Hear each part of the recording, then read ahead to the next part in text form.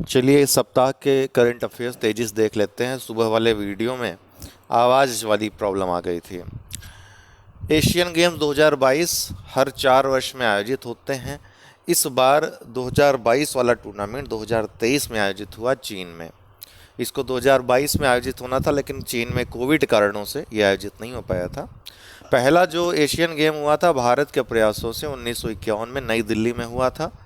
इसके पहले अर्थात 2018 वाला जो हुआ था, ठीक पहले वाला इंडोनेशिया में हुआ था, जकार्ता और कोलंबो शहरों में। इसमें भारत ने 70 पदक जीते थे और वो एक रिकॉर्ड था। इस बार भारत ने 100 से अधिक पदक जीत लिए। पहली बार ऐसा हुआ कि भारत ने 100 से अधिक पदक एशियाई खेलों में जीते हैं और 107 पदक भारत के हैं इस बार। मुख्यालय इन खेलों का जो आयोजन कराता है समिति का नई दिल्ली में है, भारत में। भारत में 2 बार ये टूर्नामेंट आयोजित हुआ है। एक बार पहली बार 1951 और 1982 में दूसरे 2 बार। 1951 से 1978 तक जापान लगातार शीर्ष पे कायम रहा, अर्थात पदक तालिका में शीर्ष पे रहा। 1978 से 1922 तक 2022 तक अर्थात वर्तमान तक चाइना शीर्ष पर है। तो ये 2 ट्रेंड चले हैं, इनको याद रखिएगा। 2022 के खेल हांगझोउ शहर चीन में हुए 2023 में। 2026 अर्थात अगला जो एशियाई खेल होगा नागोया शहर जापान में होगा। 1951 में जो पहले एशियाई खेल थे, पहले स्थान पे जापान रहा था, दूसरे पे भारत रहा था। भारत ने पहले एशियाई खेलों में 51 पदक जीते थे, जिसमें 15 स्वर्ण, 16 रजत और 20 कांस्य थे। सचिन नाग 100 मीटर दौड़ में स्वर्ण पदक जीतकर पहले भारतीय बने थे स्वर्ण पदक जीतने वाले। वहीं रोशन मिस्त्री 100 मीटर दौड़ में रजत पदक जीतकर पहली भारतीय महिला पदक विजेता बनी थी। भारत ने एशियाई खेलों के सभी संस्करणों में स्वर्ण पदक जीता है। जितने आज तक आयोजित हुए हैं सब में भाग लिया है और सब में स्वर्ण पदक कम से कम एक जीता ही जीता है। 2022 के जो वर्तमान में एशियाई खेल हुए हैं, चीन 201 स्वर्ण, 11 रजत और 71 कांस्य जीतकर कुल 383 पदक जीतकर पदक तालिका में पहले स्थान पर रहा। पदक तालिका में दूसरे स्थान पर जापान रहा, तीसरे स्थान पे दक्षिण कोरिया रहा, वहीं चौथे स्थान पे भारत रहा। कुल 107 पदक भारत ने जीते। 28 स्वर्ण रहे, गोल्ड रहे भारत के, 38 रजत या सिल्वर रहे और 41 कांस्य या ब्रॉन्ज मेडल भारत ने जीते। एशियन गेम्स के इतिहास में भारत का अब तक का सर्वश्रेष्ठ प्रदर्शन है। पदकों के मामले में देखें तो भारत ने पहली बार 100 या उससे अधिक पदक जीते। ऐसा रहा ये टूर्नामेंट। देश के लिए पहला स्वर्ण पदक इस टूर्नामेंट में निशानेबाजी तिकड़ी टीम ऐश्वर्या प्रताप सिंह, दिव्यांश सिंह पवार और रुद्राक्ष पाटिल ने 10 मीटर एयर राइफल टीम स्पर्धा में जीता। भारत के 655 एथलीटों ने इसमें भाग लिया टूर्नामेंट में।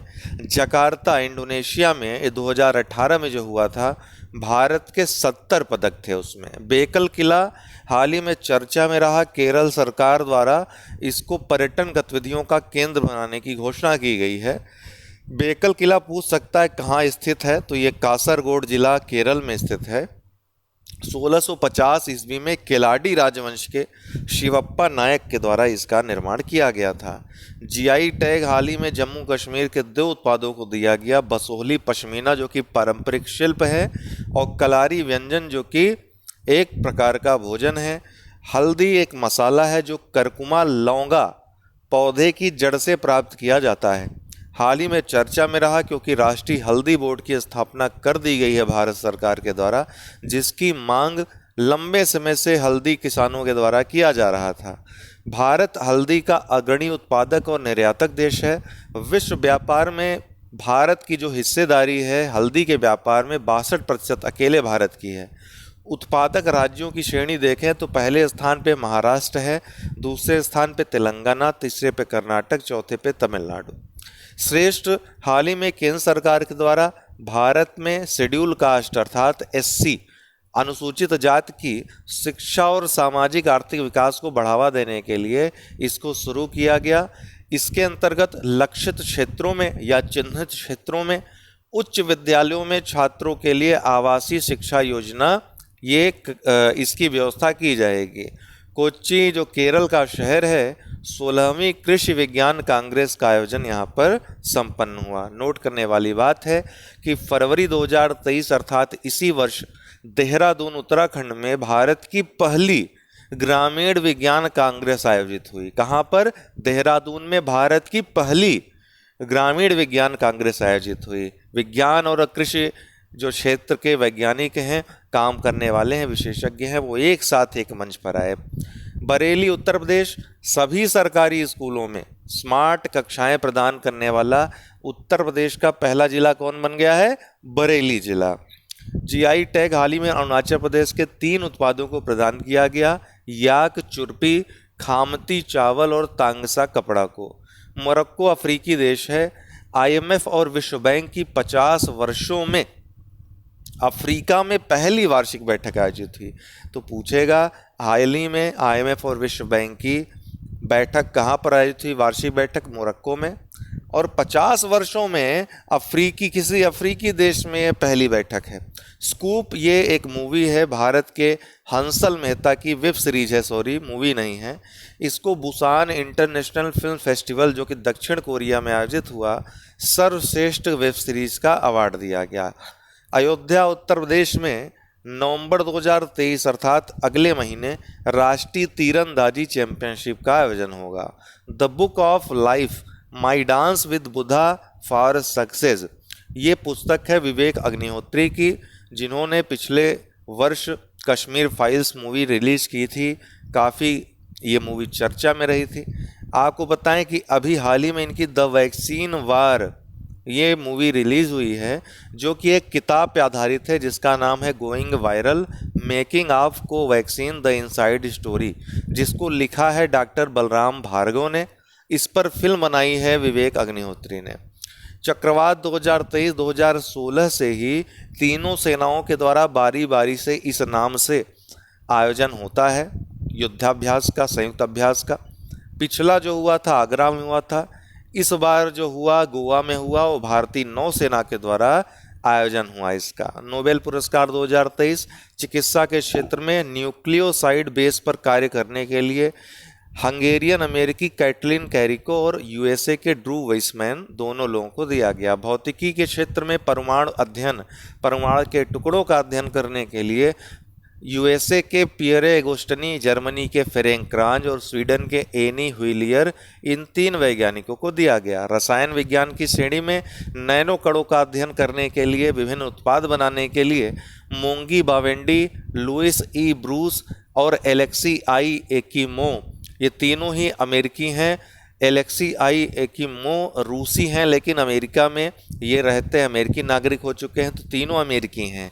आपको बता दें कि मोंगो बावंडी और लुइस ई ब्रूस ने क्वांटम डॉट्स की खोज की है। एलेक्सी आई एकिमो ने नैनो कणों पर अध्ययन करके रासायनिक उत्पाद और नैनो कणों का निर्माण किया है। साहित्य के क्षेत्र में जॉन फॉसे नॉर्वे के हैं, इनको मिला है। इन्होंने उपन्यास की एक नई शैली ईजाद की है, जिसका नाम इनके नाम पर ही रखा गया है, फासे मिनिमलिज्म, जिसके लिए बहुत सारे साहित्य, बहुत सारे उपन्यास इन्होंने लिखे हैं और इसीलिए इनको जॉन फॉसे को साहित्य का नोबेल दिया गया है।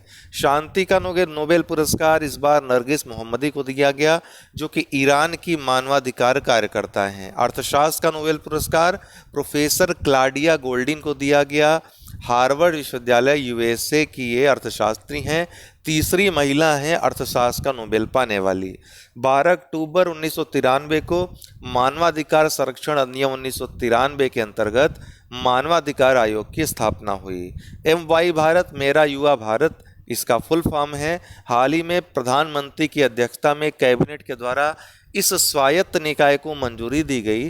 15 से 29 वर्ष के युवाओं के विकास के लिए इसकी स्थापना की गई है नई दिल्ली में 13 अक्टूबर को 9वें G20 पार्लियामेंट स्पीकर सम्मेलन अर्थात P20 का आयोजन हुआ। कहाँ पे? नई दिल्ली में।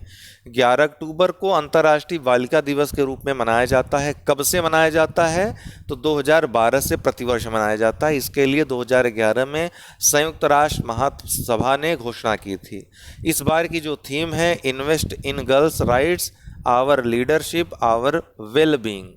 उत्तर प्रदेश सरकार किस योजना या प्रोजेक्ट के तहत 3000 पिंक बूथ तथा 1100 महिला बीट कांस्टेबलों को इलेक्ट्रिक दोपहिया स्कूटर प्रदान करेगी? तो सेफ सिटी प्रोजेक्ट के तहत।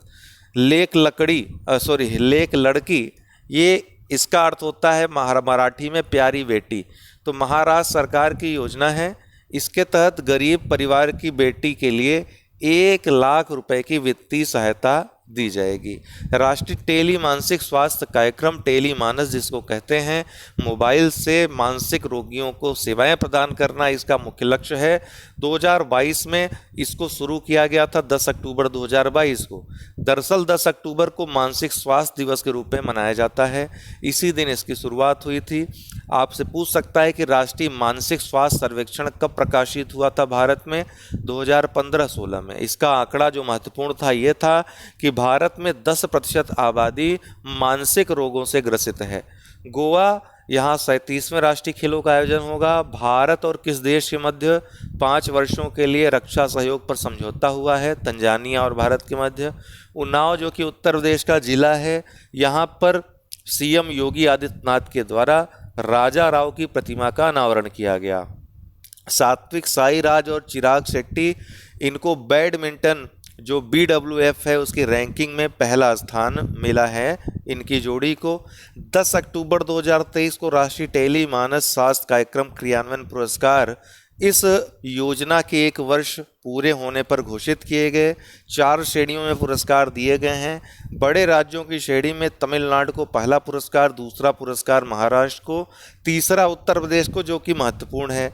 छोटे राज्यों की श्रेणी में तेलंगाना को पहला, झारखंड को दूसरा, तीसरा पुरस्कार केरल को। उत्तर पूर्वी राज्यों में असम को प्रथम पुरस्कार, मिजोरम को दूसरा पुरस्कार, मणिपुर को तृतीय पुरस्कार। केंद्र शासित प्रदेशों में जम्मू कश्मीर को प्रथम पुरस्कार, द्वितीय पुरस्कार दिल्ली को, दादरा नगर हवेली और दमन दीव को तृतीय पुरस्कार।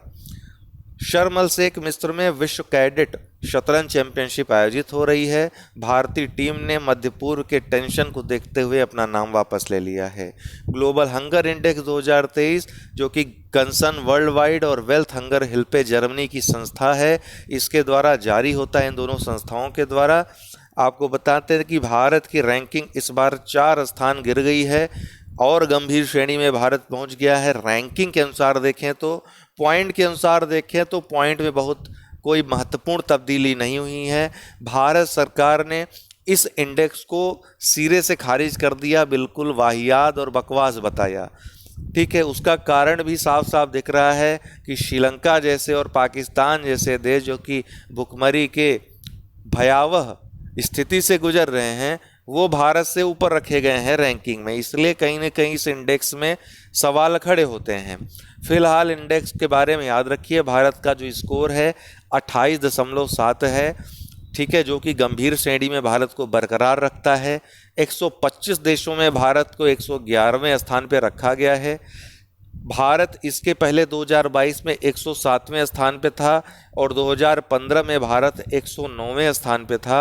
भारत का स्कोर 2015 में 29.2 था, अभी स्कोर 28.7 है, तो इस स्कोर में इजाफा हुआ है। आप कह रहे होंगे इजाफा कैसे, पहले 29.2 था, ये तो हम घट गए। तो आपको बता दें कि 0 से 100 तक ये रैंकिंग में पॉइंट्स प्रदान किए जाते हैं 4 आधारों पर, 4 संकेतकों के आधार पर: अल्प पोषण, बौनापन, वेस्टिंग और बाल मृत्यु दर के आधार पे। 0 के जितना नज़दीक स्कोर रहेगा उतना ही अच्छा माना जाएगा, 100 के जितना नज़दीक रहेगा उसको उतना ही भुखमरी वाला देश माना जाएगा। कुल 20 ऐसे देश रहे जो पहले स्थान पे रहे बेलारूस के साथ, वहीं 125वें स्थान पे मध्य अफ्रीकी गणराज्य रहा सबसे निचले पायदान पे। ठीक है, तो भारत के जो पड़ोसी देश रहे, पाकिस्तान 102वें पे, बांग्लादेश 81वें पे, नेपाल 69वें पे, श्रीलंका 60वें पे। चाइना की बात करें तो पहले स्थान पर, अर्थात जो 20 देश हैं उसमें चाइना भी है। आवधिक श्रम बल सर्वेक्षण रिपोर्ट 2022-23, देश में महिला श्रम बल भागीदारी बढ़ करके कितनी हो गई है? 37% हो गई है। और कितनी बढ़ गई है? 4.2% बढ़ गई है। पहले 33 थी, अब 37 हो गई है। तो ये मुख्य परीक्षा के लिए भी महत्वपूर्ण है। माइकल डगलस, ये हॉलीवुड अभिनेता हैं। 54वां भारतीय अंतर्राष्ट्रीय फिल्म महोत्सव में सत्यजीत रे लाइफ टाइम अवार्ड से इनको सम्मानित किया जाएगा। ऑपरेशन अजय, यह इजराइल में फंसे नागरिकों को, भारतीय नागरिकों को वापस लाने के लिए भारत सरकार का अभियान है।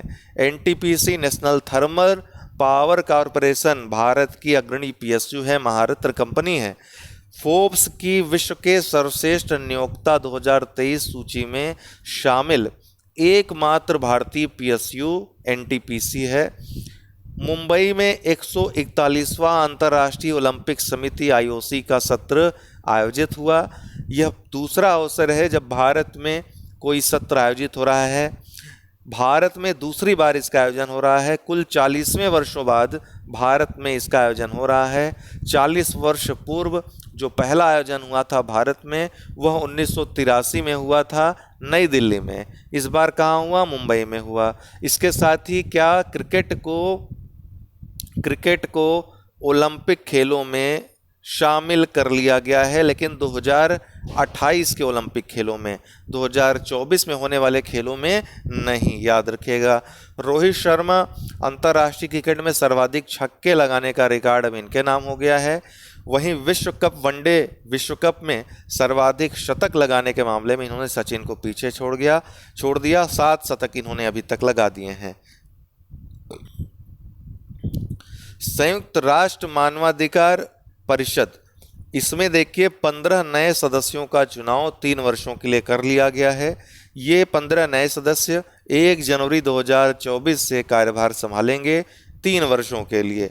15 का नाम याद रखिए: अल्बानिया, ब्राज़ील, बुल्गारिया, बुरुंडी, चीन, Cote d'Ivoire, Cuba, Dominican Republic, France, Ghana, Indonesia, Japan, Kuwait, Malawi, Netherland. Herat Afghanistan का एक प्रांत है। यहाँ 6.3 तीव्रता का शक्तिशाली भूकंप आया। भारी तबाही मचाई भूकंप ने, 1000 से अधिक लोगों की मृत्यु हो गई। CTBT comprehensive nuclear test ban treaty, जो कि सभी प्रकार के जो उपयोग हैं परमाणु हथियारों के, उन पर प्रतिबंध लगाने का एक ट्रीटी है। संयुक्त राष्ट्र के द्वारा 1996 में इसको अपनाया गया था। अभी तक ये लागू नहीं हो पाया है। ठीक है। वहीं एनपीटी, जो कि परमाणु अप्रसार संधि है, ये केवल शांतिपूर्ण उपयोगों के लिए परमाणु हथियार, परमाणु प्रौद्योगिकी के उपयोग की अनुमति देता था। लेकिन इसमें एक बहुत ही खास बात थी कि 1 जनवरी 1967 तक जिन देशों के पास परमाणु शक्ति है, जो परमाणु शक्ति संपन्न राष्ट्र घोषित हो चुके हैं, केवल उन्हीं के पास वो प्रौद्योगिकी रहेगी। कोई अन्य देश परमाणु हथियारों का या परमाणु शक्ति का परीक्षण नहीं कर सकता है, जिससे भारत जैसे देशों ने कहा भैया रहने दो, तुम अपने पास अपना नियम कानून रखो, हम नहीं मानेंगे तुम्हारा। तो 1970 में लागू हुआ था, लेकिन भारत जैसे देश इसमें हस्ताक्षर ही नहीं किए। ठीक है। तो पाकिस्तान भी नहीं किया, भैया नहीं करेंगे, हम नहीं करेंगे। भारत और सऊदी अरब, अभी पूछेगा भारत और किस देश के मध्य ऊर्जा क्षेत्र में सहयोग के लिए समझौता हुआ, तो भारत और सऊदी अरब के मध्य। एक बात याद रखिएगा, सीटीबीटी 1996, ठीक, और एनपीटी 1970, और भारत ने न तो इसमें किया न तो इसमें किया। ये चीज़ें याद रखिएगा। जीएसटी परिषद की 52वीं बैठक नई दिल्ली में हाल ही में आयोजित हुई। जीएसटी परिषद संवैधानिक निकाय है। संविधान के अनुच्छेद 279A में इसका प्रावधान है। 101वें संविधान संशोधन 2016 के द्वारा इसको जोड़ा गया संविधान में। अभी हाल ही में 52वीं बैठक में कई निर्णय लिए गए, जिसमें एक महत्वपूर्ण निर्णय है कि गुड़ पर जीएसटी जो कि 28% था, उसको घटाकर 5% कर दिया गया है।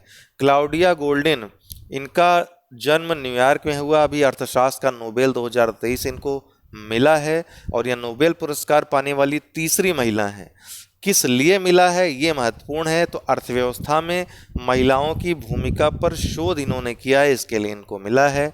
भारतीय भाषा उत्सव, शिक्षा मंत्रालय भारत सरकार के द्वारा देश में अखंडता, एकता और बंधुत्व को बढ़ावा देने के लिए दक्षिण उत्तर सहयोग को बढ़ावा देने के लिए, समन्वय को बढ़ावा देने के लिए जिस तरीके से पिछले दिनों तमिल बनारस, तमिल काशी, तमिल संगमम का आयोजन हुआ था, इसी तरीके से वैमनस्य दूर हो, भाषाओं के मध्य जो विवाद है, जो वैमनस्य है वो दूर हो, लोग एकजुट होकर के भारत की एकता अखंडता के लिए आगे बढ़ें। शिक्षा मंत्रालय भारत सरकार के द्वारा 28 सितंबर से 11 दिसंबर 2023 तक 75 दिनों का ये उत्सव मनाया जा रहा है। इसकी थीम रखी गई है भाषाएं अनेक, भाव एक।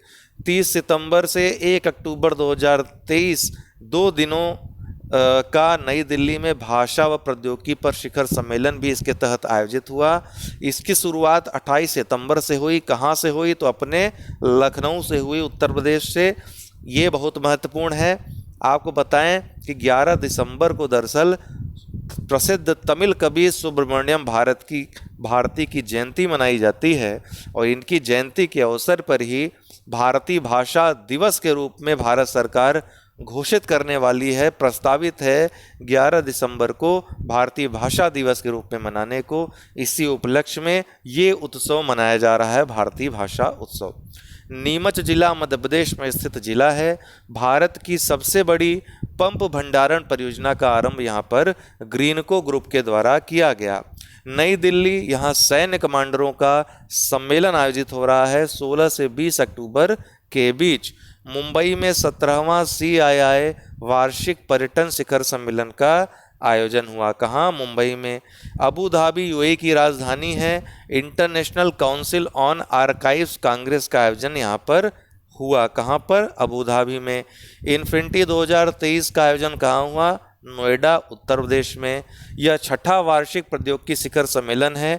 इसको इन्फिनिटी के नाम से भी जाना जाता है। IORA अर्थात इंडियन ओशन रिम एसोसिएशन, हिंद महासागर के तटीय देशों का ये एसोसिएशन है। इसकी कल्पना 1995 में नेल्सन मंडेला के भारत आगमन पर सबसे पहले की गई थी। इस पर बाद में चर्चा हुई। 1997 में IORA की स्थापना हुई। इसके 23 सदस्य देश हैं। सचिवालय अर्थात मुख्यालय इसका मॉरिशस में है। आपको बताएं, हाल ही में चर्चा में रहा। देखिए, IORA की जो सर्वोच्च संस्था है वो मंत्रिपरिषद है। इसकी 23वां मंत्रिपरिषद बैठक कोलंबो, श्रीलंका में इसका संपन्न हुआ है।